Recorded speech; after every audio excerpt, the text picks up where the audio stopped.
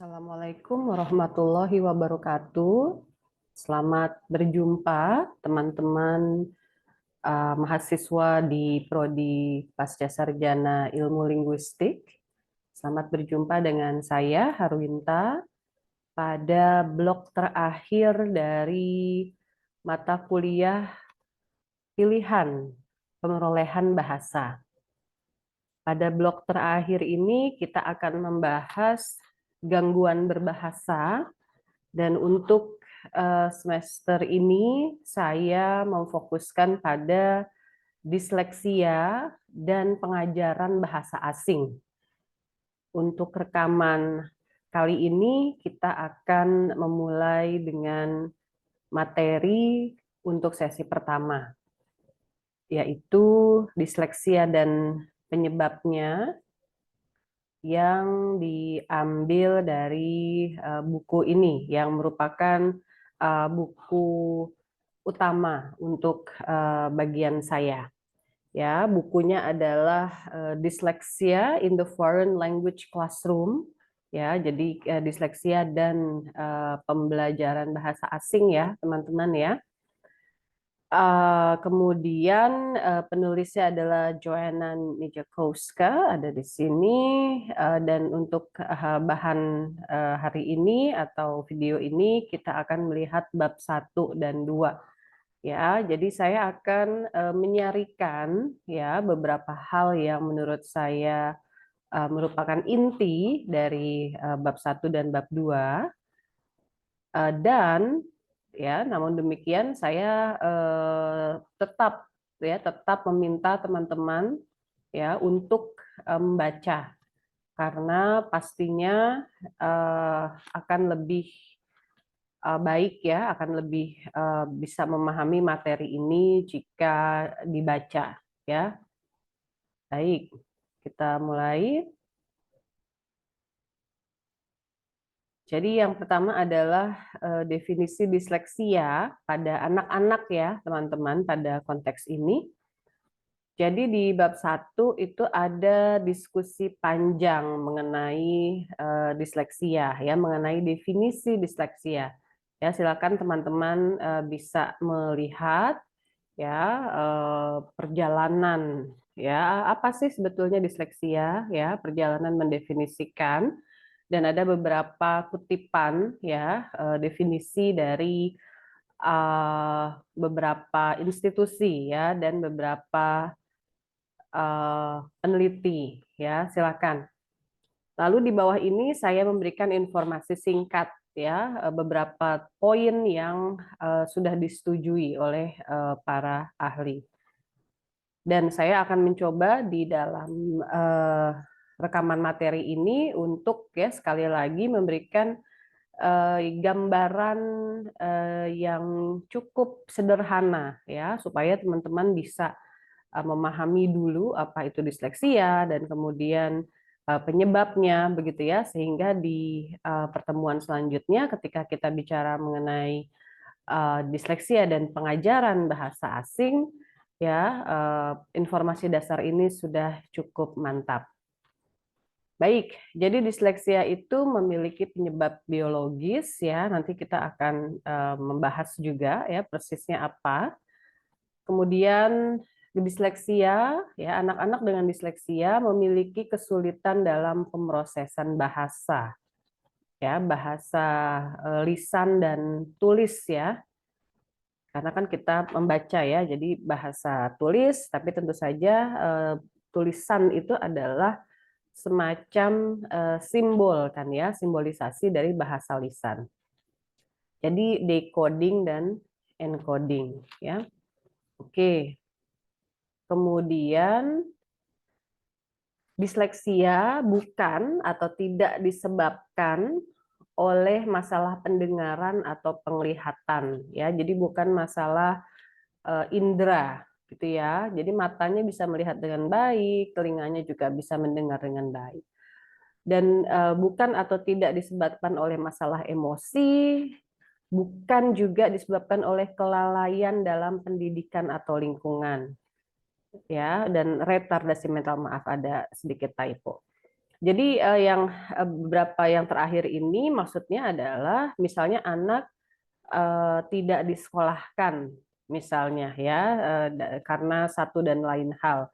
Nah, lalu dia tidak bisa membaca. Nah, kondisi anak tidak bisa membaca itu kan karena kelalaian dalam pendidikan ya. Jadi itu bukan disleksia atau kelalaian lingkungan ya. Jadi atau mungkin contoh lain ya, kelalaian misalnya ada seorang anak yang mungkin membutuhkan teknik tertentu dalam pengajarannya ya, lalu gurunya tidak bisa melayani, kemudian orang tua juga tidak bisa memberikan mungkin semacam les tambahan ya atau mengajar sendiri ya yang sesuai. Nah, itu juga bukan disleksia ya. Jadi harus dipastikan ini ya sudah diberikan pendidikan selazimnya ya, pendidikan yang sudah sukses ya dengan banyak anak untuk terutama untuk pengajaran membaca ya, memakai cara-cara yang biasa, yang lazim.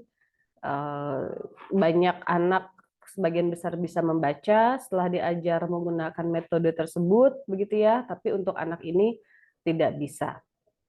Ya, jadi harus diberikan pendidikan ya teman-teman ya, dan juga tidak mengalami retardasi mental gitu ya. Baru kita bisa mengatakan disleksia secara ilmiah gitu ya. Nah, sekali lagi saya tegaskan poin terakhir, kegagalan penguasaan kemampuan membaca terjadi walaupun sudah diberikan pendidikan selazimnya. Ya, jadi sudah diperjuangkan, ya, sudah belajar. Anaknya juga semangat begitu ya, tapi kemudian eh, sudah masuk sekolah ya, sudah pakai buku yang biasa, sudah Pak gurunya sudah memberikan sekian jam ya selazimnya untuk mengajar, tapi tetap tidak bisa atau sangat sulit untuk membaca.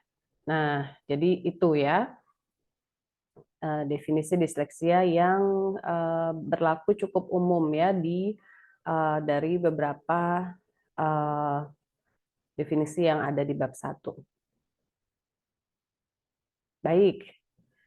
Nah, ketika kita bicara anak itu sudah siap untuk belajar membaca dan menulis, begitu ya, atau kapan sih siapnya untuk belajar membaca dan menulis? Ya, kita melihat informasi mulai dari halaman 10 ya, teman-teman. Jadi secara singkat harus ada ini, ya, harus ada 3 ini.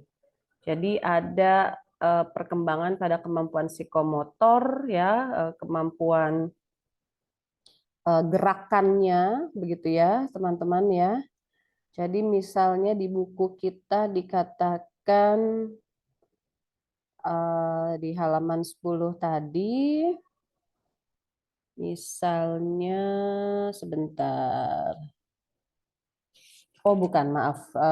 Di halaman 11 ya, kita mulai dari halaman 11. Oke.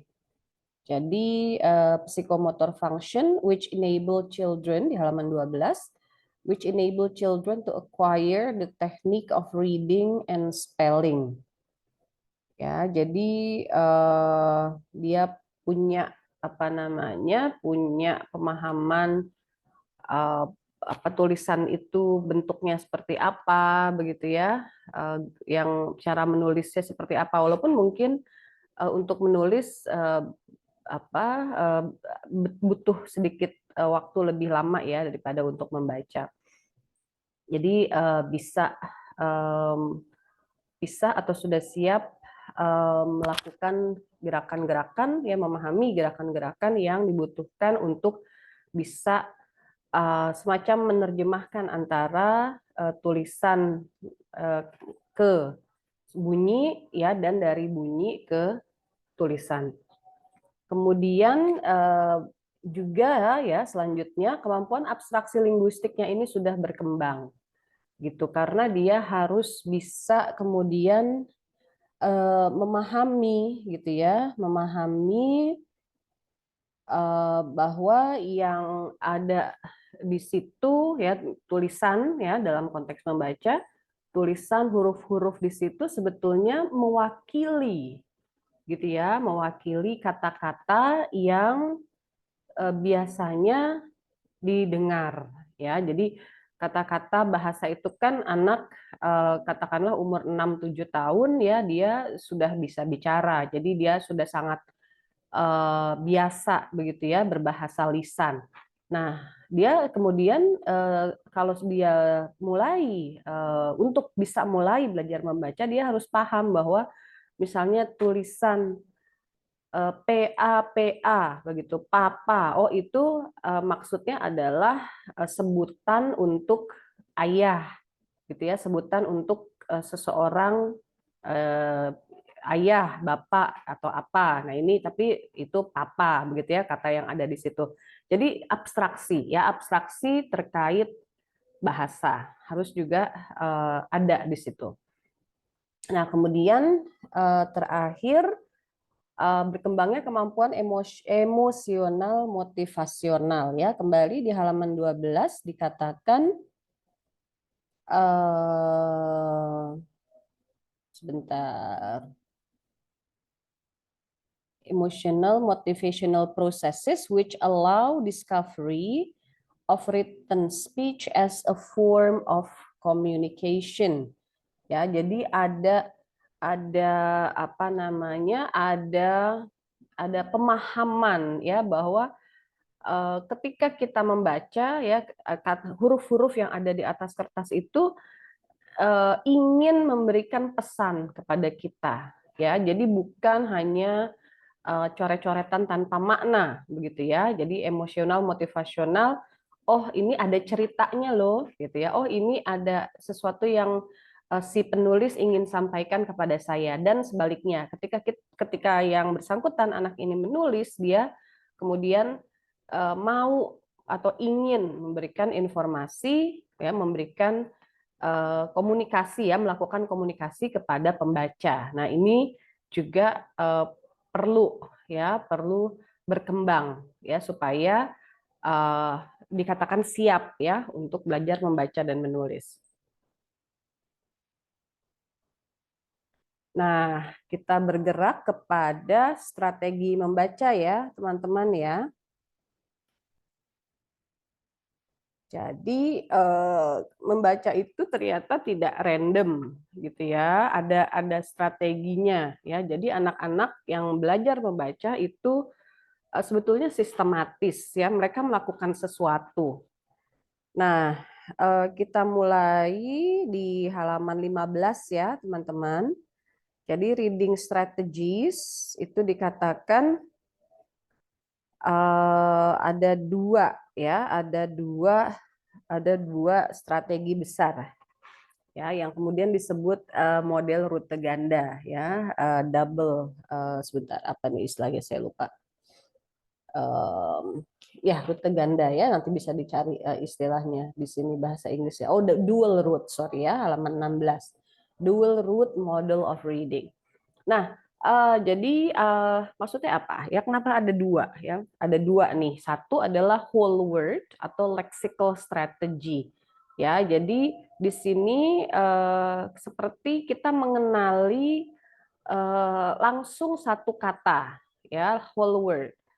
Nah, lalu yang kedua phonological indirect ya. Ini seperti kita satu-satu melihat hurufnya dulu gitu ya, melihat hurufnya dulu baru dari situ kita kumpulkan bunyinya ya, bunyinya apa? Makanya indirect ya, ada beberapa langkah. Baru setelah bunyinya terkumpul, kita kemudian mengakses leksikon mental kita ya, atau anak mengakses leksikon mental dia untuk kemudian mengatakan oh ini maksudnya kata ini gitu ya. Jadi misalnya ada kata buku ya, kata buku tidak usah dibaca atau di dalam hati dieja begitu ya, BUKU itu tidak kalau whole word ya, langsung bentuknya seperti apa ya, langsung keseluruhan kata. Oke, langsung oh bentuk tertulisnya begini, tidak usah lewat bunyinya, langsung akses leksikon. Oh, artinya ini. Gitu ya. Nah, kalau yang ini, yang phonological indirect, jadi dibaca atau dieja dulu bunyinya apa? B, U, bu, K, U, ku, gitu misalnya. Baru dari situ dicocokkan dengan entry di leksikon mental. Oh, artinya bendanya seperti ini, ya, benda yang warnanya putih, bisa buat menulis, dan lain-lain ya, tergantung apa isi leksikon anaknya.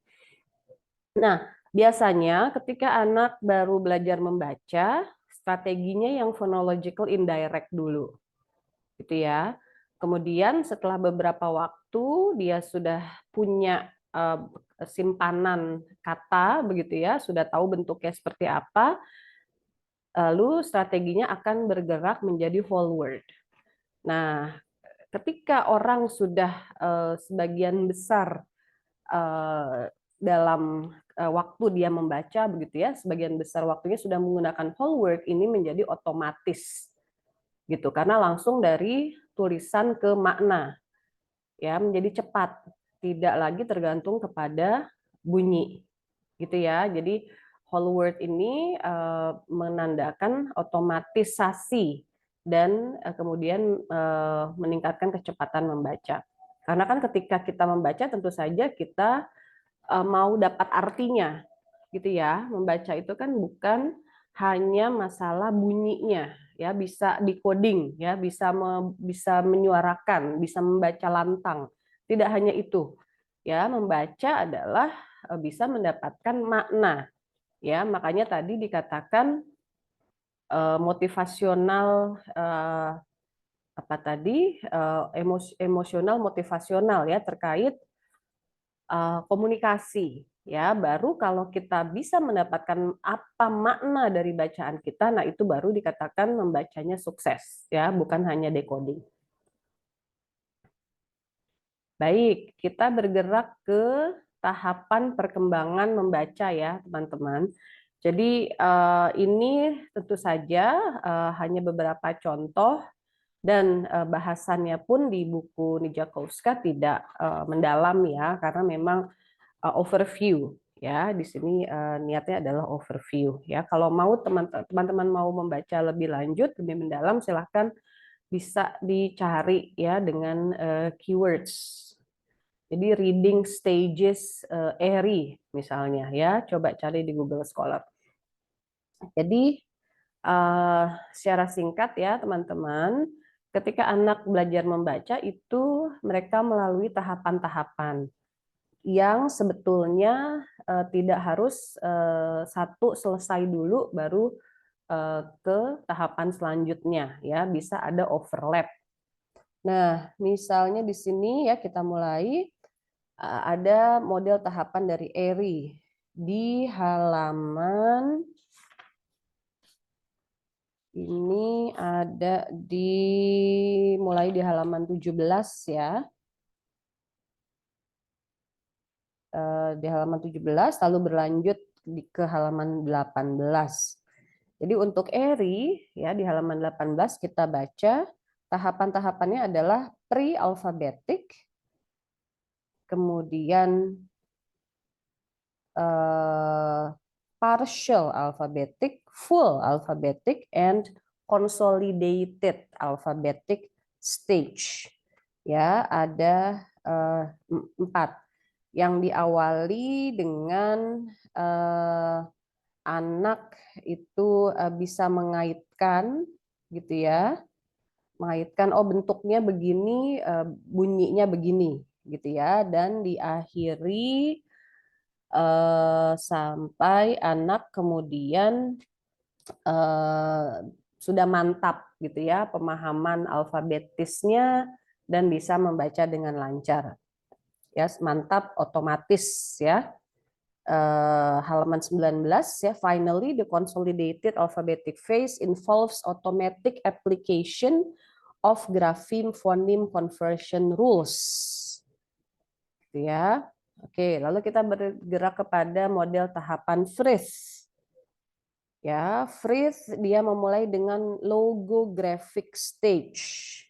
Ya, lalu bergerak kepada alphabetic stage.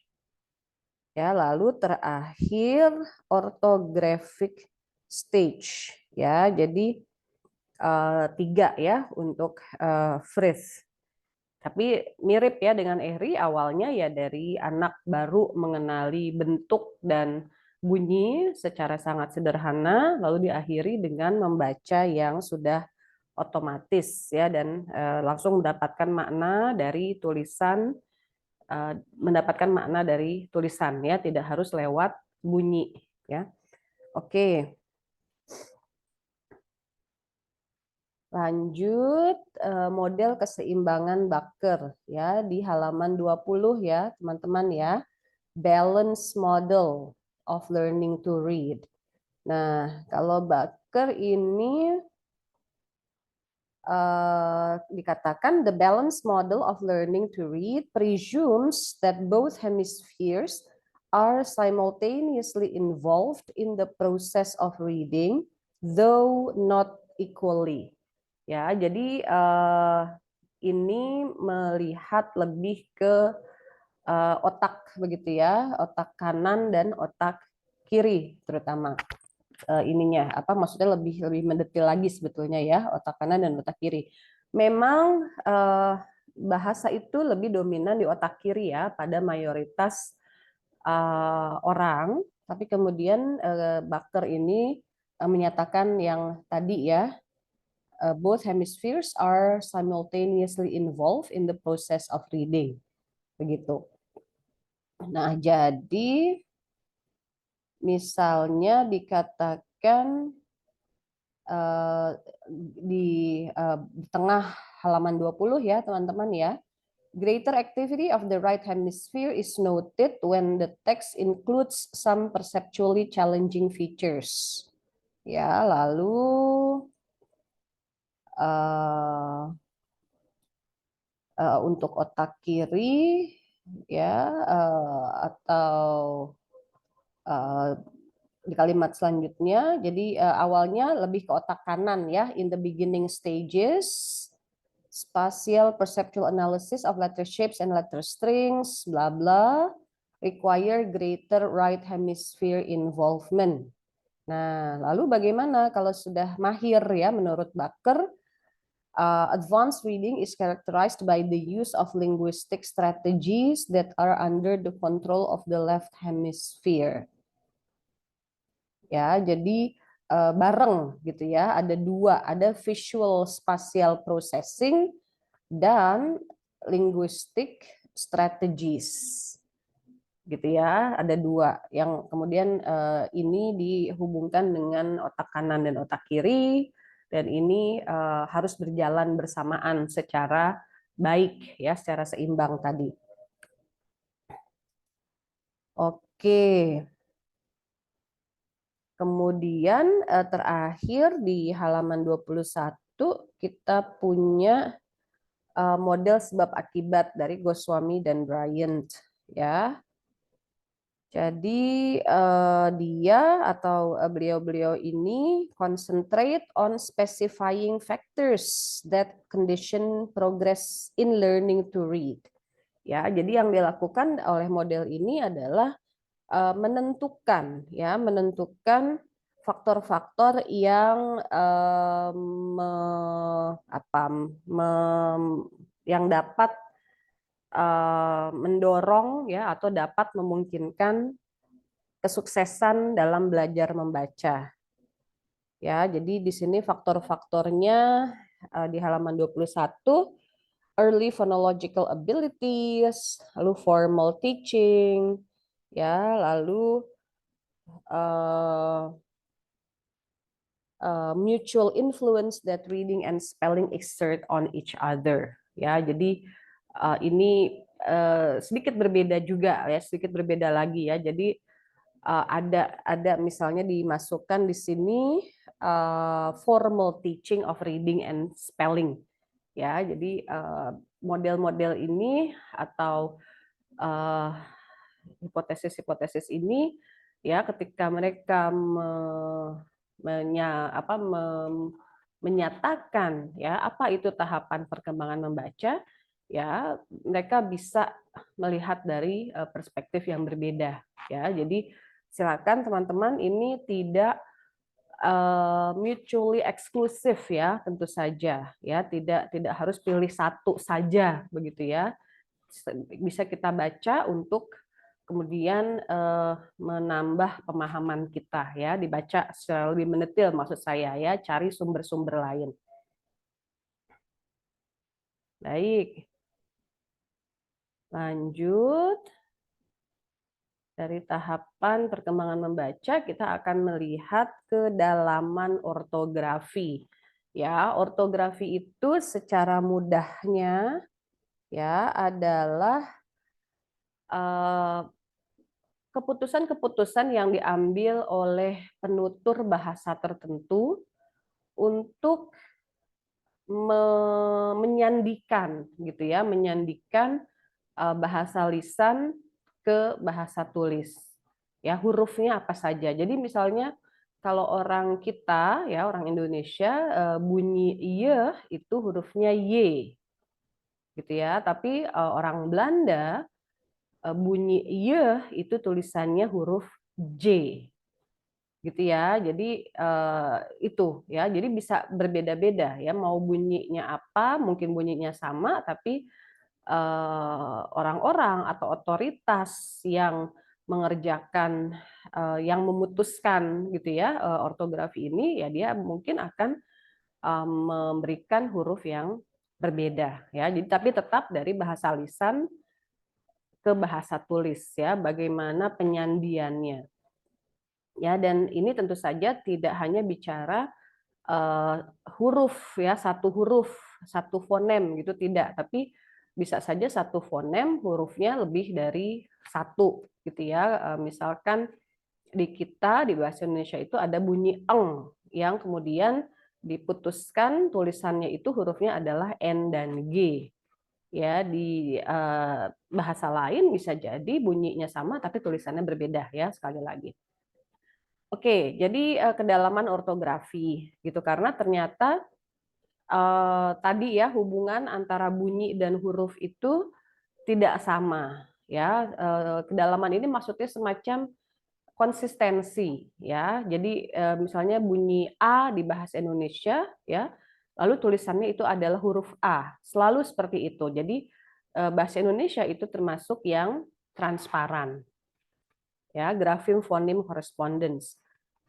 Karena di kita inkonsistensinya tidak banyak ya, beberapa saja, misalnya seperti huruf E atau grafem E itu fonimnya bisa E dan E ya, tapi tidak banyak. Nah, yang deep ya, yang deep atau opaque atau tidak transparan itu adalah ortografi-ortografi yang betul-betul satu ke banyak begitu. Jadi satu bunyi bisa dituliskan dengan banyak cara ya, lalu satu tulisan ya atau satu huruf misalnya itu bisa banyak bunyi. Ya, jadi benar-benar apa ya, kalau yang sangat opaque gitu ya, sangat ribet ya, harus apa ya, kita memahami banyak banyak opsi ya, banyak variasi dan juga banyak yang harus dihafal begitu untuk bisa memahami misalnya BLOOD itu bacanya blood bukan blood misalnya ya, tapi FOOL itu bacanya full bukan val gitu ya di bahasa Inggris. Jadi grafem fonem correspondence, teman-teman bisa mulai membaca dari halaman 21. Nah, tapi kemudian dikatakan di sini ada efek panjang kata dan frekuensi kata. Ya, jadi biasanya kata-kata yang lebih panjang itu kemudian struktur ortografinya menjadi lebih kompleks ya, tapi jika kata-kata panjang tersebut merupakan kata yang sering muncul ya, kemudian tidak susah untuk dibaca gitu. Karena memang semakin ribet gitu ya tadi grafem fonem correspondence-nya itu semakin susah dibaca. Semakin panjang sebuah kata juga semakin susah dibaca. Ya, tetapi jika kata yang panjang tersebut merupakan kata yang sering muncul di bacaan anak-anak, gitu ya, frekuensi ini ya agak sering muncul, kemudian akan menjadi tidak sulit, gitu ya. Jadi ada kondisi khusus di sini. Nah, pengaruh kepada pembaca muda ya kurang lebih seperti tadi ya, bahwa semakin deep sebuah ortografi itu semakin sulit dan semakin dan waktu yang dibutuhkan semakin lama untuk bisa menguasai membaca ortografi tersebut, gitu ya. Dan semakin cepat, semakin shallow, gitu ya, semakin transparent itu akan semakin cepat pembaca muda ya, anak-anak menguasai kemampuan membaca ya, semakin cepat ya bisa membacanya. Nah, di di poin selanjutnya ya ada model kedalaman ortografi. Sebentar. Jadi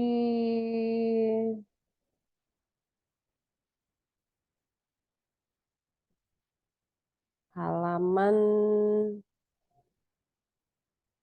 ya saya rasa di halaman 23 ya teman-teman ya. Bisa kita cek ya karena di halaman 24 ini sudah psycholinguistic grain size. Ya, halaman 23.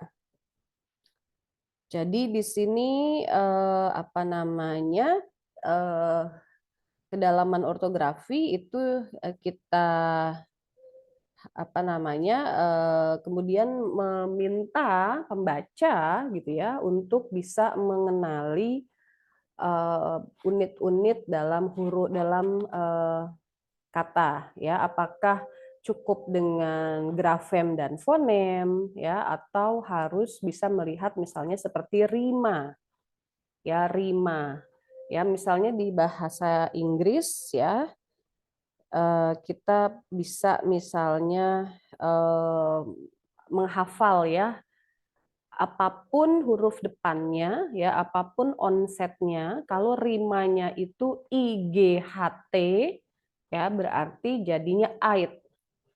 Ya, jadi MIGHT might, FIGHT fight gitu ya misalnya.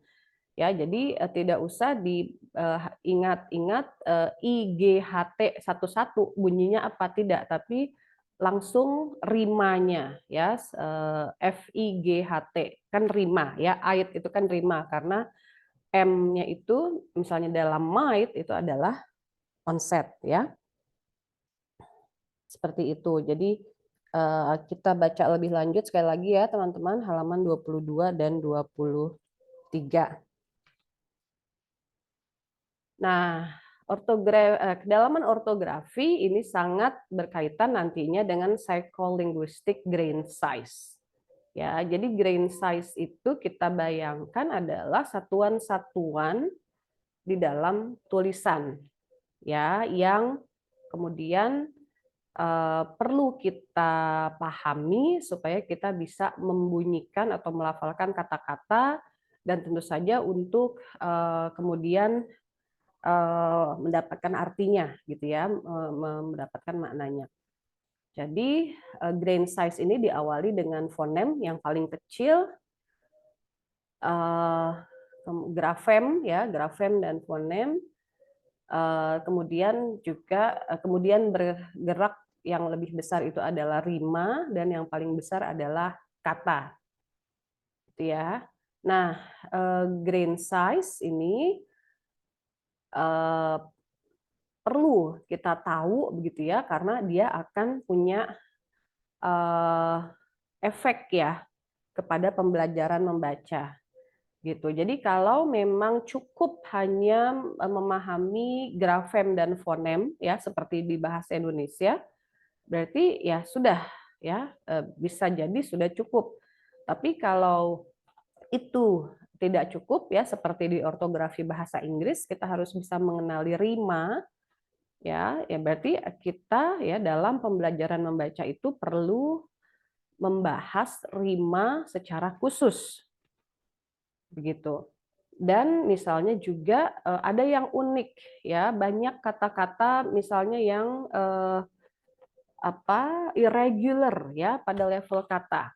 Banyak kata-kata yang irregular. Jadi harus dihafal betul-betul satu kata ya, kata per kata lalu bunyinya bagaimana, artinya apa. Nah, berarti ya kata ini juga ya tataran kata juga perlu dibahas secara khusus begitu ya.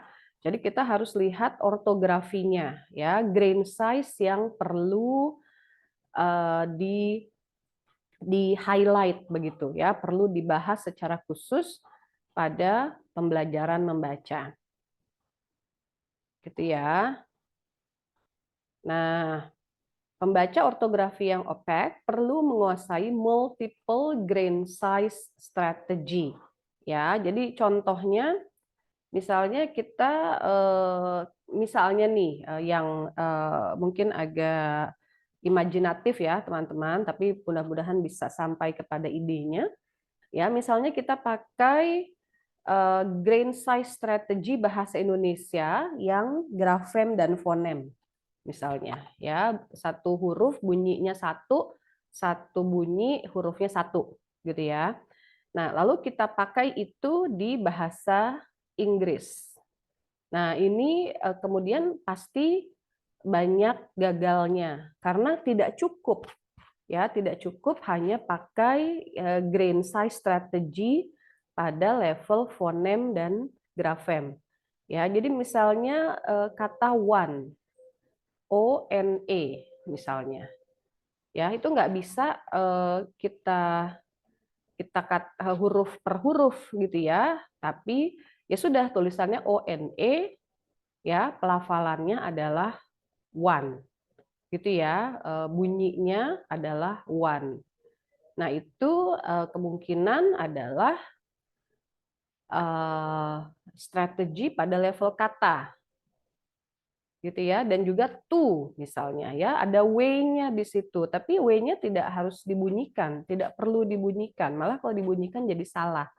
Berarti anak harus menghafal pada level kata bahwa TWO itu ya pokoknya lafalnya adalah to begitu. Ya, jadi itu ya multiple grain size strategy. Ya, bisa sih pakai grafem fonem ya di bahasa Inggris, tapi tidak cukup hanya itu. Ya, makanya multiple ya, harus bisa melihat rima dan juga melihat kata ya, dan menghafal ke yang kemudian dari situ bisa mendapatkan maknanya. Baik. Juga kemudian ada faktor lain ya, teman-teman. Kita lihat ini di halaman 25 ya, ada frekuensi kata, panjang kata, dan yang faktor yang disebut orthographic neighborhood size. Ya, jadi biasanya frekuensinya lebih sering akan lebih cepat bisa dibaca ya. Panjang kata lebih pendek akan lebih cepat bisa dibaca. Neighborhood size-nya ya, orthographic neighborhood size-nya lebih besar ya, akan lebih cepat dibaca dan akan lebih akurat gitu teman-teman ya. Jadi cepat dan akurat. Nah, jadi orthographic neighborhood ini maksudnya kita bisa lihat ada contoh halaman 26 ya. Berapa banyak kata-kata yang ejaannya mirip dengan kata yang sedang kita cek. Gitu ya. Jadi contohnya misalnya ada ada cover. Nah, tetangganya itu ada 13 katanya. Coven, cover, hover, lover, mover, rover. Gitu ya. Jadi orthographic neighborhood size ya, tulisannya ya, bukan bunyinya, tulisannya. Nah, semakin besar tetangganya, jumlah yang ejaannya mirip gitu ya, semakin cepat dan semakin akurat. Nah, psycholinguistic grain size ini tentu saja menurut teori ini ya akan berpengaruh kepada performa membaca anak dengan disleksia. Jadi kalau anak itu ortografinya shallow ya, dia akan lebih cepat menguasai membaca dibanding ketika ortografi anak yang bersangkutan deep atau opaque. Gitu ya. Jadi udah dia memang kesulitan ya, punya keterbatasan dalam pemrosesannya, ditambah ortografinya ribet gitu ya. Nah, tambah lama begitu ya. Namun demikian tidak serta-merta ya bahwa pada anak disleksia yang membaca ortografi transparan itu membacanya akan dipastikan bisa sama dengan anak yang tidak disleksia. Gitu ya, teman-teman ya. Jadi masih ada potensi perbedaan yaitu pada kecepatan. Ya, jadi akurasi sangat mungkin akan 100% begitu ya, benar semua bacaannya pada yang transparent orthography ya, tapi yang sering muncul adalah membacanya lebih lambat gitu. Jadi butuh waktu yang lebih lama untuk bisa mendapatkan makna dari apa yang dibaca. Begitu ya. Jadi speed ini ya, kecepatan membaca ini merupakan penanda ya bahwa anak ini disleksia biasanya di ortografi yang transparan seperti bahasa Indonesia. Ya, jadi ada pengaruhnya ya. Nah, kita bergerak ke bab 2 ya, teman-teman ya, penyebab disleksia. Jadi pada bab ini kita ada diskusi mengenai penyebab-penyebab yang bisa kita lihat sebetulnya dari 3 tataran ya, biologis, kognitif, dan perilaku, plus pengaruh lingkungan kepada ketiga tataran tersebut ya. Ada yang menyatakan bahwa urutan sebab akibatnya adalah pertama sesuatu di otaknya ya, kemudian kognitifnya, kemudian baru mempengaruhi perilaku. Tapi juga tidak menutup kemungkinan urutannya terbalik. Jadi dari perilaku ya, misalnya sudah diterapi ya, itu kemudian memperbaiki proses kognitifnya dan kemudian menyebabkan perubahan di tataran biologis atau di otak begitu. Ya, jadi ini bisa dua arah ya, masalah sebab akibat. Dan nanti kita akan lihat di detailnya ya. Oke, kemudian ada sudah banyak ya penelitian terkait mekanisme genetik pada disleksia yang kemudian menyatakan ada range ini ya teman-teman, 20-60% dari kasus disleksia memiliki penyebab genetik. Ya, tentu saja ini angkanya tidak persis sama ya, makanya ada range karena memang ya tergantung metode penelitian, tergantung ortografinya, ya tergantung sampel yang diteliti, siapa dan berapa banyak dan sebagainya gitu ya. Tapi angka range ini ya sudah muncul ya, sudah disetujui, dan sekecil apapun sebetulnya harus membuat kita menjadi waspada begitu ya terkait kemungkinan masalah ini atau gangguan ini diturunkan dari orang tua ke anak. Nah, dari usia di bawah 5 tahun begitu ya, sebelum anak menunjukkan kesulitan membaca, sebetulnya anak ini sudah bisa kita identifikasi sebagai at risk gitu ya, dan diberikan pendampingan, ya, diberikan terapi supaya tidak sampai menunjukkan ya kendala membaca pada tingkat perilaku, ya, dan tentu saja mencegah ada kegagalan, ya, dan potensi trauma, begitu ya. Jadi at risk, ya, sudah bisa diberi tanda ketika orang tua, ya, satu atau dua orang tua ini mempunyai riwayat membaca atau kesulitan membaca atau disleksia.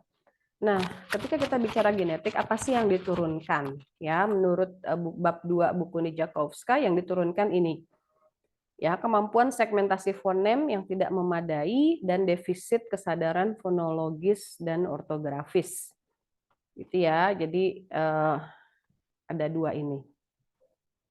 Ya, jadi dan sebetulnya tidak hanya orang tua, ya, bisa atau sebaiknya kita juga memperhitungkan generasi orang tua, ya, jadi paman dan bibi begitu ya, atau om dan tante, dan juga generasi di atasnya, ya, generasi kakek dan nenek, ya, untuk kemudian bisa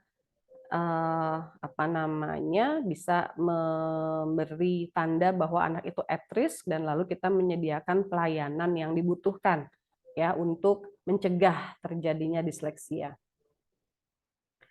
Nah, mekanisme otak, ya, teman-teman, ini intinya sih ini ya sangat kompleks, ya, tapi tentu saja sangat perlu kita baca, ya. Ini bisa kita mulai baca ini dari halaman 37, ya, mekanisme otak. Nah, teman-teman yang berminat, ya, bisa melihat dan membaca materi terkait pemrosesan bahasa di otak, ya, di satu recorded lecture saya yang saya berikan di S1, ya. Nanti linknya saya berikan di bawah, ya, di kolom komentar. Nah, ini video ini bisa memberikan pandangan, ya, yang berasal dari buku lain, ya, dari sumber lain terkait di mana, ya, di mana di otak, ya, bahasa kita itu diproses, ya, supaya diskusi ini mudah-mudahan menjadi lebih sederhana. Baik, mekanisme otak pada disleksia, gitu ya. Jadi intinya yang pertama adalah ada abnormalitas pada area bahasa di otak kiri, ya. Namun seperti tadi sudah disinggung, ini, ya, abnormalitas ini bisa jadi sebab atau akibat. Ya, kita belum bisa memastikan karena yang diteliti adalah orang dewasa. Ya, kebanyakan adalah orang yang sudah berproses, gitu ya, sudah di terapi. Nah, apakah dari awal sudah ada abnormalitas atau karena dia kesulitan lalu area bahasa di otak kiri ini kemudian abnormal, gitu ya. Tahunya dari mana? Ya, studi-studi yang dilakukan adalah dari kelompok studi dengan neuroimaging, ya, dengan alat-alat pemindai otak, dan dari kelompok studi postmortem, ya. Jadi setelah meninggal dunia, ya, otaknya kemudian diotopsi dan lalu diidentifikasi, ya, apa yang terjadi pada area bahasa di otak kiri, ya, orang yang bersangkutan. Nah, area bahasa itu misalnya ada namanya planum temporale, ya, ini tidak lebih besar di otak kiri, gitu ya, karena harusnya karena area bahasa itu di otak kiri, planum temporale di otak kiri itu lebih besar, ya, lebih karena lebih lebih aktif lah begitu ya, tapi ternyata tidak, ya. Jadi kalaupun berbeda, ini tidak banyak perbedaannya. Ya, jadi sama, ya, kurang lebih sama ukurannya di otak kiri dan otak kanan. Yang kemudian hal ini dikaitkan dengan kesulitan pemrosesan fonologis. Nah, lalu juga ada anomali pada migrasi sel, gitu ya, yang disebut ektopia dan displasia. Jadi yang harusnya pindah dia nggak pindah, gitu ya, ketika anak ini masih dalam kandungan. Ya, kurang lebih demikian anomali yang juga ditemukan. Lalu ada anomali pada corpus callosum. Ya, corpus callosum adalah penghubung ya antara otak kanan dan otak kiri, terutama dikatakan pada splenum. Ya, splenum itu di mana ya informasinya? Sebentar. Sepertinya sekitar halaman 41 ya, teman-teman ya. Ya, bisa teman-teman cek ya. Jadi oh ya, sudah ketemu di halaman 41 di tengah ya. Called the splenium, which are considerably larger in dyslexics. Ya, jadi spleniumnya ini lebih besar pada orang-orang dengan disleksia dibanding pada orang-orang yang tidak mengalami disleksia. Nah, lalu ada juga gangguan perfilman pada sistem magnoselular ya terkait nantinya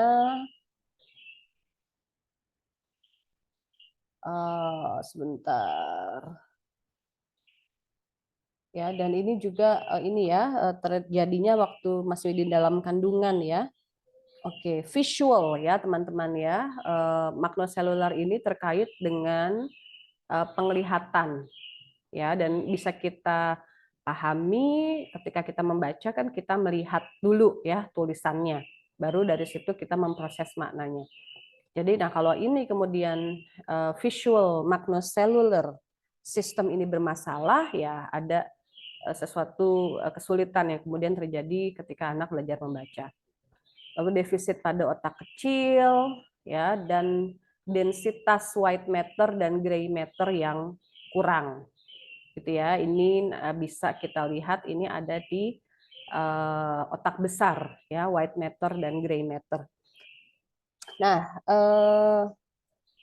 ini kebanyakannya ya ini dikatakan sudah berawal atau sudah terjadi ketika anak itu masih di dalam kandungan ya, makanya ini gangguan ini developmental ya teman-teman, jadi anak lahir sudah sebetulnya membawa anomali-anomali ini ya, walaupun tentu saja sekali lagi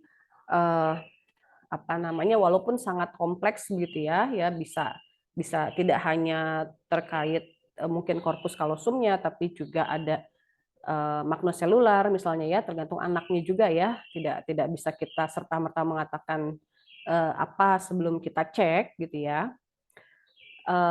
Tapi tentu saja walaupun demikian ya tetap kita yakini ya bahwa pendampingan atau terapi itu sangat-sangat berguna gitu ya, karena ada potensi yang besar terapi akan membantu pembentukan nantinya ya, perbaikan dari mekanisme otak ini ya. Jadi tetap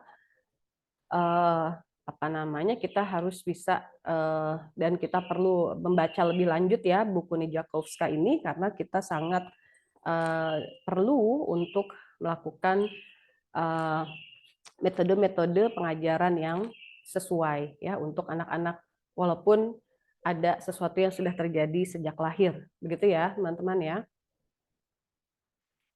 Baik, hipotesis defisit coding fonologis ya di tataran kognitif teman-teman. Jadi apa yang terjadi ya? Yang terjadi adalah ini, ada gangguan ini. Gangguan spesifik dalam representasi penyimpanan dan atau pengambilan bunyi ujaran yang menghambat perolehan korespondensi grafem fonem. Itu ya, pada tataran kognitif. Jadi kalau pemrosesan fonologis dia otomatis ya, implisit. Nah, kesadaran fonologis ini semacam secara sadar gitu ya, kita merekayasa kata-kata lisan yang kita dengar ya. Jadi buku Ya, kalau pemrosesan fonologis, oh kita dengar secara keseluruhan buku artinya ini. Tapi kalau kesadaran fonologis kita bisa membagi, ya, buku, ada bu, ada ku, ada beh, ada u, keh, dan kemudian u. Gitu ya. Jadi kesadaran fonologis itu seperti kita bisa lihat lebih lanjut di halaman 43, ya, mulai di halaman 43. Kemampuan untuk merekayasa kata-kata yang kita dengar ini membantu penguasaan prinsip alfabetis. Ya, jadi kalau anak sudah paham bahwa buku itu ada bunyi beh, u, keh, u, ya, tidak hanya langsam gitu ya, lamsam buku, ya, dia kemudian akan lebih mudah memahami, oh beh itu hurufnya B, U itu hurufnya U, ya, huruf U. Lalu bunyi keh itu hurufnya K. Gitu ya. Jadi kesadaran fonologis membantu penguasaan prinsip alfabetis. Nah, namun kesadaran fonologisnya ini yang bermasalah ya menurut hipotesis defisit coding fonologis. Masalahnya yang menjadi akarnya adalah ini ya, gangguan spesifik. Baik. Nah, defisit coding fonologis dikritik ya, teman-teman. Ini bisa kita cek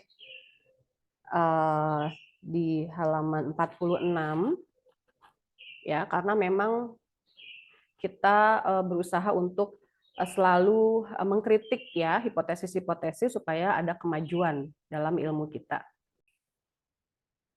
Nah, kritiknya jadi apa namanya tidak bisa menjelaskan semua kasus begitu ya. Nah, kalau hipotesis ini bisa dikatakan sukses ya, sebaiknya diharapkan dia bisa menjelaskan semua kasus. Nah, kemudian balasannya ya dari apa namanya pendukung hipotesis ini adalah perbedaan-perbedaan yang ditemukan di lapangan itu terkait dengan keparahan dan tipe, teman-teman. Ya, jadi keparahan itu ringan, sedang, dan parah, begitu ya. Lalu tipenya itu tipe yang apa? Ya, misalnya dikatakan di halaman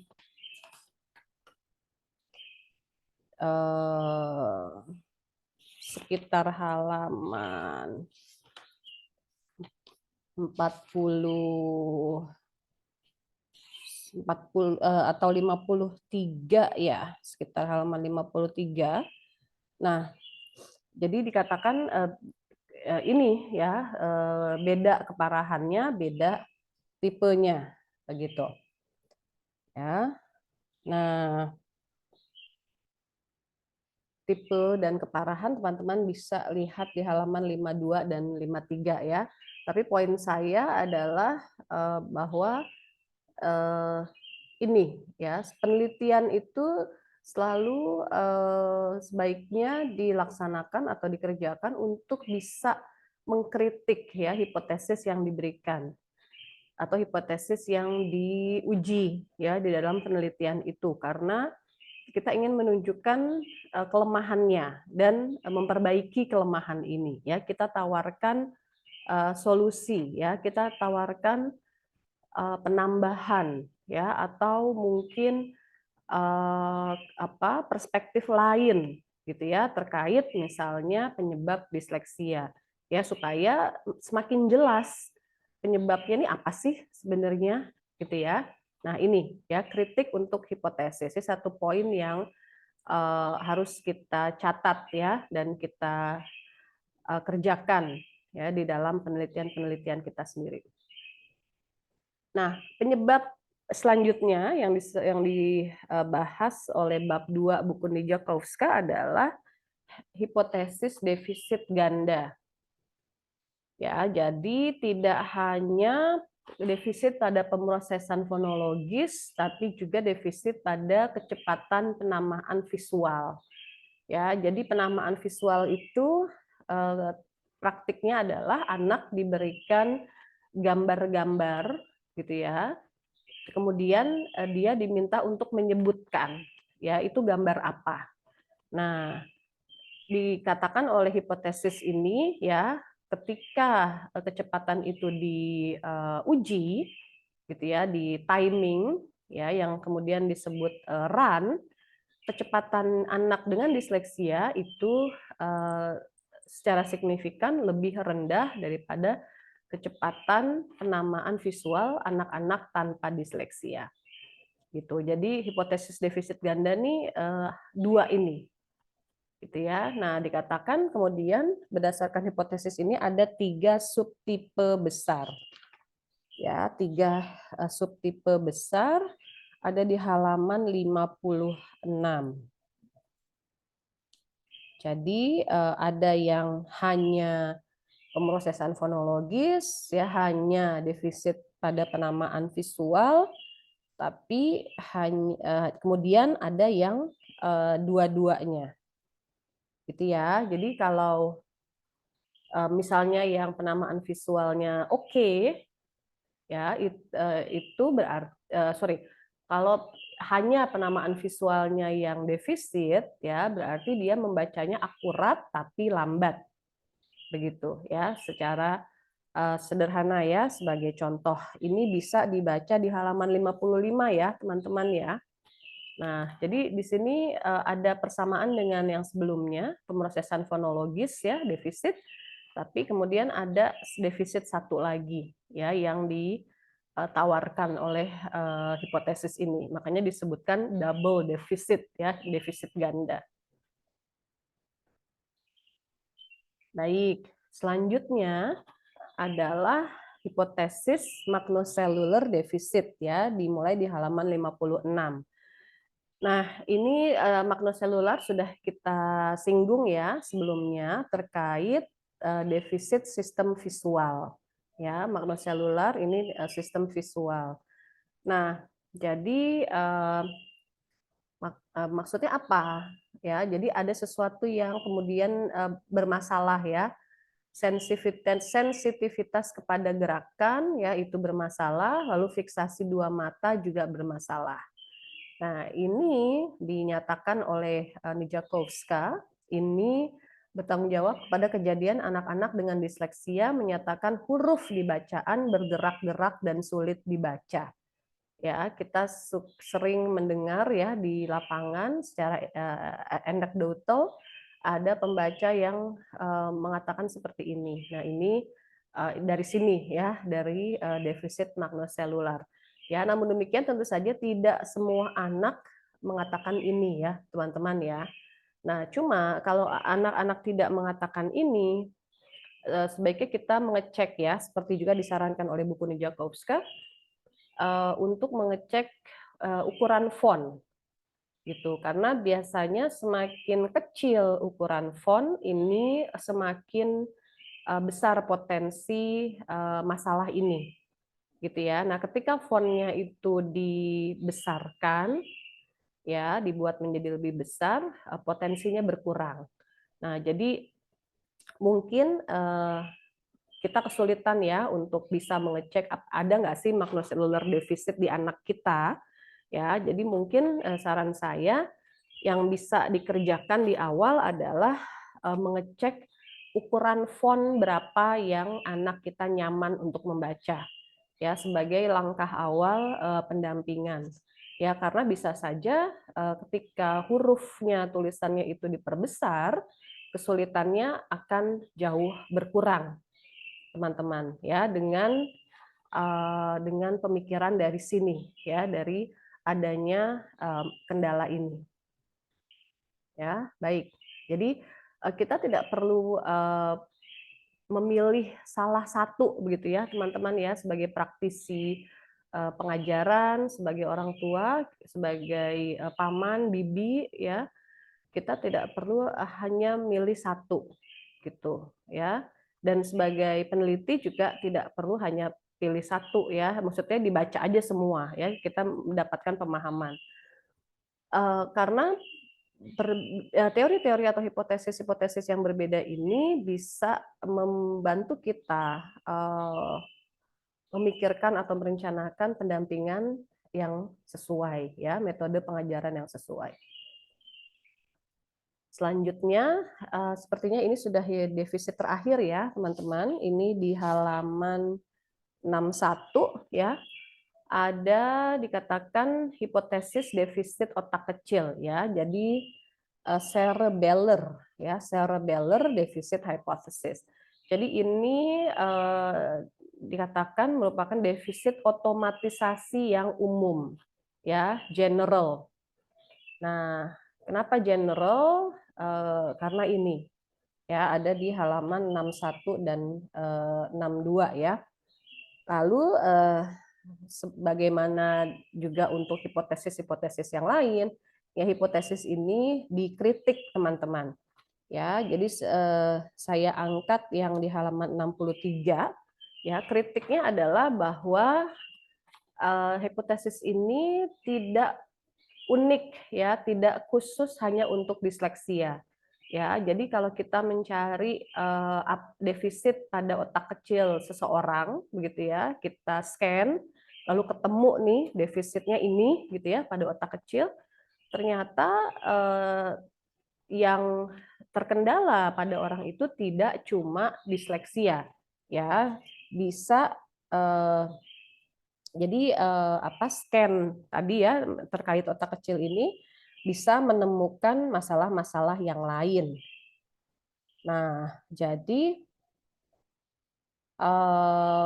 nggak spesifik gitu ya, nggak khusus karena hipotesis ini juga terjadi atau kendala ini juga terjadi pada gangguan-gangguan yang lain ya. Jadi kalau demikian dikatakan oleh para pengkritik ya hipotesis ini masih belum baik ya, kurang lebih seperti itu. Nah, ini ada di halaman 63 ya, teman-teman ya, kritik untuk hipotesis defisit otak kecil. Nah, mohon teman-teman sekali lagi bisa membaca ya bahan kita, tidak hanya melihat rekaman dan bisa menyiapkan pertanyaan, teman-teman ya, bisa mempersiapkan pertanyaan karena perkuliahan kita merupakan perkuliahan yang berbasis diskusi, gitu ya. Jadi pertanyaan atau sharing pengalaman ya sangat-sangat welcome ya, atau mungkin refleksi ya, refleksi masalah yang pernah ditemui di lapangan ya, mungkin di tempat tinggal atau di tempat mengajar begitu ya, refleksi dan teman-teman kemudian sharing kayaknya ini deh Bu penyebabnya misalnya gitu ya, atau bahkan sharing pendampingan yang sudah pernah dilakukan oleh teman-teman sendiri atau oleh sejawat ya, guru di sekolah atau lembaga di mana teman-teman pernah mengajar ya. Jadi berbasis diskusi, saya harap semua bisa bicara ya, semua bisa sharing ya, tidak cukup hanya dari video ini dan dari buku ya, teman-teman ya, harus berdiskusi. Baik, terima kasih ya, sampai bertemu di kelas ya, dan sekali lagi saya menunggu ya, saya berharap kita dapat berdiskusi dengan hangat. Baik, sekali lagi terima kasih. Assalamualaikum warahmatullahi wabarakatuh.